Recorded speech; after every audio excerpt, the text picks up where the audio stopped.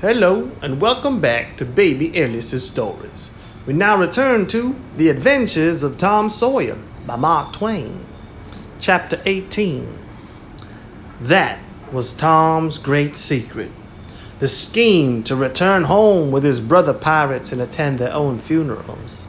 They had paddled over to Missouri shore on a log at dusk on Saturday, landing 5 or 6 miles below the village. They had slept in the woods at the edge of the town till nearly daylight, and had then crept through back lanes and alleys and finished their sleep in the gallery of the church among a chaos of invalided benches. At breakfast Monday morning, Aunt Polly and Mary were very loving to Tom and very attentive to his wants. There was an unusual amount of talk. In the course of it, Aunt Polly said, "Well, I don't say it wasn't a fine joke, Tom, to keep everybody suffering most a week, so you boys had a good time. But it is a pity you could be so hard-hearted as to let me suffer so. If you could come over on a log to go to your funeral, you could have come over and give me a hint some way that you weren't dead, but only run off." "Yes, you could have done that, Tom," said Mary, "and I believe you would if you had thought of it." "Would you, Tom?" said Aunt Polly, her face lighting wistfully. "Say, now would you if you thought of it?" I don't know. 'Twould spoiled everything."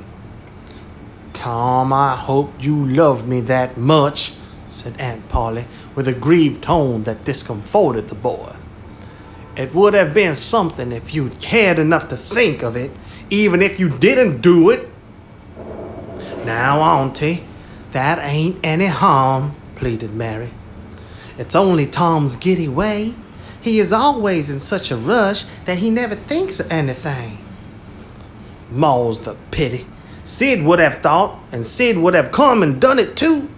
Tom, you'll look back someday when it's too late and wish you'd cared a little more for me when it would have cost you so little." "Now, Auntie, you know I do care for you," said Tom. "I'd know it better if you acted more like it." "I wish now I thought," said Tom with a repentant tone. "But I dreamt about you anyway. That's something, ain't it?"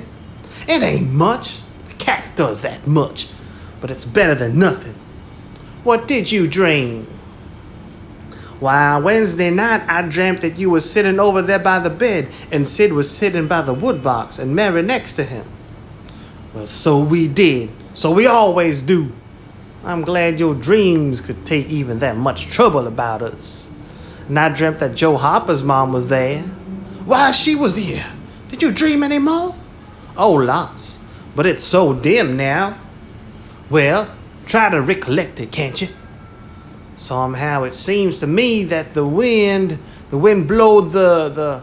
Try harder, Tom. The wind did blow something. Come." Tom pressed his fingers on his forehead an anxious minute and then said, I've got it now. It blowed the candle. Mercy on us. Go on, Tom, go on." "And it seems to me that you said, 'Why, I believe that door—'" "Go on, Tom." "Just let me study a moment. Just a moment. Oh, yes, you said you believed the door was open." "As I'm sitting here, I did. Didn't I, Mary? Go on." And then, well, I won't be certain, but it seems like as if you made Sid go and, well, what did I make him do, Tom? What did I make him do?" "You made him, you made him shut it." "Well, for the land's sake, I never heard the beat of that in all my days. Don't tell me there ain't anything in dreams anymore. Serenity Harper shall know of this before I'm an hour older. I'd like to see her get there. I'd like to see her get around this with her rubbish about superstition. Go on, Tom." "Oh, it's all getting just as bright as day now. Next you said I weren't bad, only mischievous and harum-scarum, and not any more responsible than then I think it was a cult or something. And so it was. Well, goodness gracious. Go on, Tom. And then you began to cry. So I did. Not the first time neither. And then Mrs. Harper, she began to cry and said Joe was just the same, and she wished she hadn't whipped him for taking cream when she throwed it out her own self. Tom, the spirit was upon you. You was a prophesizing. That's what you was doing. Land alive, go on, Tom. Then Sid, he said, I don't think he said anything, said Sid. Oh, I don't think I said anything, said Sid. Yes, you did, Sid, said Mary. Shut your heads and let Tom go on. What did he say, Tom? I think he said he hoped I was better off or I was gone to, but if I'd been better sometimes. There, did you hear that? It was his very words. And you shut him up sharp. I lay I did. There must have been an angel there. There was an angel there somewheres. And Mrs. Harper told about Joe scaring her with a firecracker. And you told about Peter and the painkiller. Just as true as I live. And there was a whole lot of talk about dragging the river for us and about having the funeral Sunday. And then you and old Miss Harper hugged and cried and she went. It happened just so, as sure as I'm a-sitting in these very tracks. Tom, you couldn't told it more like if you had seen it. And then what? Go on, Tom. Then I thought you prayed for me and I could see you and hear every word you said. And you went to bed. And I was so sorry that I took and wrote a piece of sycamore bark. We ain't dead, we are only off being pirates. And put it on the table by the candle. And then you looked so good laying there asleep that I thought I went and leaned over and kissed you on the lips. Did you, Tom? Did you? I just forgive you everything for that. And she seized the boy in a crushing embrace that made him feel like the guiltiest of villains. It was very kind, even though it was only a dream, Sid soliloquized just audibly. Shut up, Sid. A body does just the same in a dream as he'd do if he was awake. Here's a big millum apple I've been saving for you, Tom. If you was ever found again, now go along to school. I'm thankful to the good God and Father of us all I've got you back. That's long-suffering and merciful to them that believe on him and keep his word, though goodness knows I'm unworthy of it. But if only the worthy ones got his blessings and had his hand to help them over the rough places, there's few enough would smile here or ever enter into his rest when the long night comes.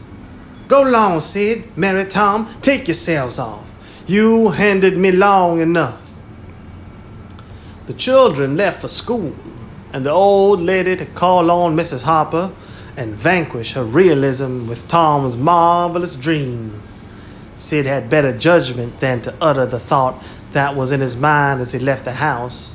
It was this: pretty thin, as long as a dream as that, without any mistakes in it. What a hero Tom was become now. He did not go skipping and prancing, but moved with a dignified swagger as become a pirate who felt that the public eye was on him. And indeed it was. He tried not to seem to see the looks or hear the remarks as he passed along, but they were food and drink to him. Smaller boys than himself flocked at his heels, as proud to be seen with him and tolerated by him as if he had been the drummer at the head of a procession or the elephant leading a menagerie into town. Boys of his own size pretended not to know he had been away at all, but they were consuming with envy nevertheless. They would have given anything to have that swarthy, sun-tanned skin of his and his glittering notoriety, and Tom would not have parted with either for a circus. At school, the children made so much of him and of Joe and delivered such eloquent admiration from their eyes that the two heroes were not long in becoming insufferably stuck up. They began to tell their adventures to hungry listeners, but they only began. It was not a thing likely to have an end with imaginations like theirs to furnish material.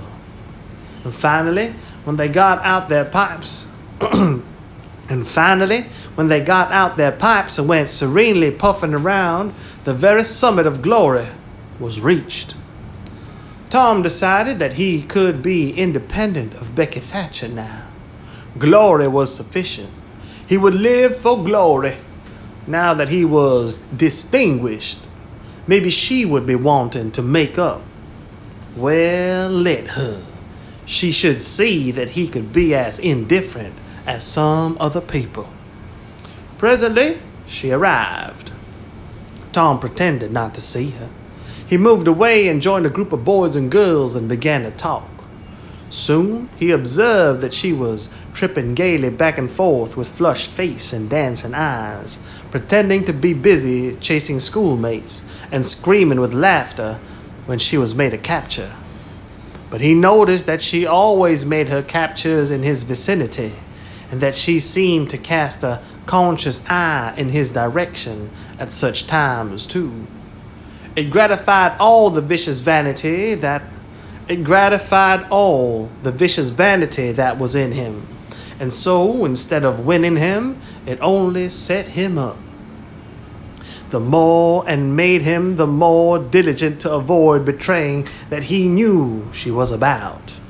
Presently, she gave over skylarking and moved irresolutely about, sighing once or twice and glancing furtively and wistfully toward Tom.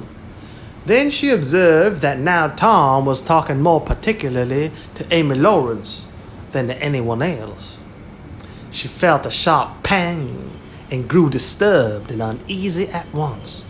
She tried to go away, but her feet were treacherous and carried her to the group instead. She said to a girl almost at Tom's elbow with a sham vivacity, "Why, Mary Austin, you bad girl, why didn't you come to Sunday school?" "I did come. Didn't you see me?" "Why, no. Did you? Where did you sit?" "I was in Miss Peters' class, where I always go. I saw you." "Did you? Why, it's funny. I didn't see you. I wanted to tell you about the picnic." "Oh, that's a jolly. Who's going to give it?" "My ma's going to let me have one." "Oh, goody. I hope she'll let me come." "Well, she will. The picnic's for me. She'll let anybody come that I want, and I want you." "That's ever so nice. When's it gonna be?" "By and by, maybe about vacation." "Oh, won't it be fun? You going to have all the girls and boys?" "Yes, everyone that's friends to me or wants to be." And she glanced ever so furtively at Tom, but he talked right along to Amy Lawrence about the terrible storm on the island and how the lightning tore the great sycamore tree all to flinders while he was standing within 3 feet of it. "Oh, may I come?" said Grace Miller. "Yes, and me," said Sally Rogers. "Yes, and me too," said Susan Harper. "And Joe." "Yes." And so on with clapping of joyful hands till all the group had begged for invitations but Tom and Amy. Then Tom turned coolly away, still talking, and took Amy with him. Becky's lips trembled and the tears came to her eyes. She hid these signs with a forced gaiety and went on chattering, but the life had gone out of the picnic now. And out of everything else, she got away as soon as she could and hid herself and had what her sex called a good cry. Then she sat moody with wounded pride till the bell rang. She roused up now with a vindictive cast in the eye and gave her plaited tails a shake and said she knew what she'd do. At recess, Tom continued his flirtation with Amy with jubilant self-satisfaction, and he kept drifting about to find Becky and lacerate her with the performance. At last he spied her, but there was a sudden falling of his mercury. She was sitting cozily on a little bench behind the schoolhouse, looking at a picture book with Alfred Temple.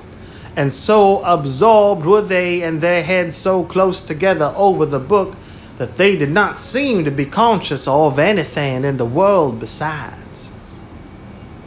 Jealousy ran red hot through Tom's veins. He began to hate himself for throwing away the chance Becky had offered for reconciliation. He called himself a fool and all the hard names he could think of. He wanted to cry with vexation. Amy chatted happily along as they walked, for her heart was singing, but Tom's tongue had lost its function. He did not hear what Amy was saying, and whenever she paused expectantly, she could only stammer an awkward assent, which was as often misplaced as otherwise. He kept drifting to the rear of the schoolhouse again and again to sear his eyeballs with the hateful spectacle there. He could not help it. And it maddened him to see, as he thought he saw, that Becky Thatcher never once suspected that he was even in the land of the living. But she did see, nevertheless, and she knew she was winning her fight too, and was glad to see him suffer as she had suffered. Amy's happy prattle became intolerable. Tom hinted at things he had to attend to, things that must be done, and time was fleeting. But in vain the girl chirped on. Tom thought, oh, hang her, I ain't ever going to get rid of her. At last he must be attending to those things, and she said artlessly that she would be around when school let out, and he hastened away, hating her for it. Any other boy, Tom thought, grating his teeth, any boy in the whole town but that St. Louis smarty that thinks he dresses so fine and is as aristocracy. Oh, all right. I'll lick you the first day you ever saw this town, mister. And I'll lick you again. You just wait till I catch you out. I'll just take in. And he went through the motions of thrashing an imaginary boy, pummeling the air and kicking and gouging. Oh, you do you? You holler enough, do you? Now then, let that learn you. And so the imaginary flogging was finished to his satisfaction. Tom fled home at noon. His conscience could not endure any more of Amy's grateful happiness, and his jealousy could bear no more of the other distress. Becky resumed her picture inspections with Alfred, but as the minutes dragged along and no Tom came to suffer, her triumph began to cloud, and she lost interest. Gravity and absent-mindedness followed, and then melancholy. 2 or 3 times she pricked up her ear at a footstep, but it was a false hope. No Tom came. At last she grew entirely miserable, and wished she hadn't carried it so far.